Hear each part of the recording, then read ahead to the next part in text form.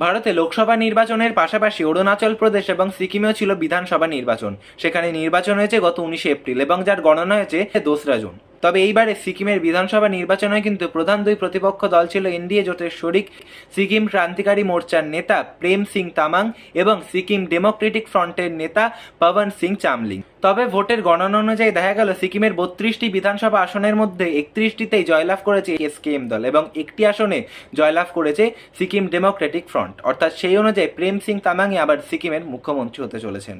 তবে অরুণাচল প্রদেশের 60টি বিধানসভা আসনের মধ্যে 10টিতেই বিনা প্রতিদ্বন্দ্বিতায় জয়লাভ করেছে বিজেপি এবং বাকি যে 50টি আসনে নির্বাচন হয়েছিল সেখানে দেখা গেল যে 36টি আসনে জয়লাভ করেছে বিজেপি। ন্যাশনাল পিপলস পার্টি সেখানে 5টি আসনে জয়লাভ করেছে, কংগ্রেস 1টিতে জয়লাভ করেছে, এনসিপি 3টিতে, পিপিএ 2টিতে এবং বাকি 3টিতে জয়লাভ করেছে নির্দল প্রার্থীরা। অর্থাৎ সেখানেও কিন্তু বিজেপি সরকার গঠন করতে চলেছে।